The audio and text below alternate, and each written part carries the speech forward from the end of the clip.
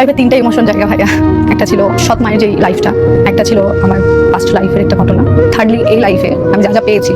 মানুষের জীবনে আছে না কিছু সময় দুঃখে কান্না করে, কিছু সময় আছে সুখে কান্না করে। তো আমার এই কান্নাটা আসলে সুখেরই বলতে পারেন। মানে আমার কিন্তু ফ্যামিলি ভয় পেতাম আমি মেইনলি, যে শ্বশুর শাশুড়ি কথাটা আমি অনেক বেশি ভয় পেতাম। আমার কাছে আমি ডিসিশন নিয়েছিলাম যে আমি যদি কখনো যদি বিয়ে করি শাশুড়ি যেখানে আছে আমি বিয়ে করবো না। কিন্তু এটা সম্পূর্ণ ভুল একটা ধারণা আমার জীবনে, মানে পুরোটাই ভুল প্রমাণ করে দিছে আমার এই ফ্যামিলি। এখানে যখন আমি আসি তখন আমার লাইফের আমার হাজবেন্ড তো আমার বেস্ট ফ্রেন্ড, কিন্তু তার থেকেও যদি যে মানুষটা আমাকে বুঝে আমার মতো করে, সেটা হচ্ছিল আমার শাশুড়ি। তার সাথে আমার এত ভালো সম্পর্ক যে আমি জানি না এরকম শাশুড়ি আসলে পাওয়া যায় কি না ভাইয়া।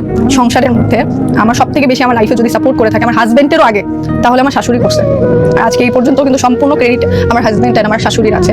আর আমি এই কান্না করছি এই কারণেই ভাইয়া, যে আগে শাশুড়ি আমাকে খেতে দেয়নি, আমাকে কোনো কিছু ছুঁইতে দেয়নি। তো ওই জায়গাতে আমাকে অনেক অপদস্থ করছে। আমি গরিবের মেয়ে ছিলাম ভাইয়া।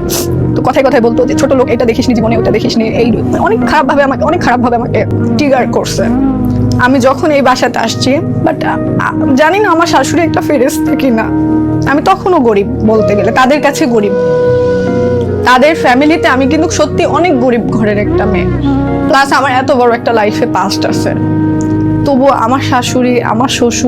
আমার শ্বশুর শাশুড়ি একটা কথাই বলে দিছে, যেদিন আমি প্রথম ওই বাসাতে যাই সেদিন বলে দিছে যে সম্মানটা তোমরা আমাকে করো, মানে আমার শ্বশুর শাশুড়িকে শ্বশুর বলতেছিল, যে সম্মানটা তোমরা সবাই আমাকে করো সেই সম্মানটা যেন, এই একই সম্মান যেন আমার ছেলে বউ পায়।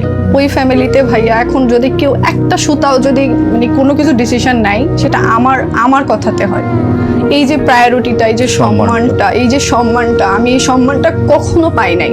আর আমি কল্পনাও করি না যে আমি এত সম্মান হয়তো আমি পাওয়ার যোগ্য কিনা, আমি সেটাও জানি না। আমার শাশুড়ি জাস্ট যেদিন ওই বাসাতে আমি গেছি সেদিনই আমাকে বলেছে যে এই বাসা তোমার, চাবি তোমার, সবকিছু তোমার যেভাবে ইচ্ছা সাজাও, যেভাবে ইচ্ছা তুমি করো। আমি একবার বলেছি যে আমার একটা শোরুমে জায়গা লাগবে, পুরো বাসা দিয়ে দিছে, পুরো বাসাটাই আমার শ্বশুরের।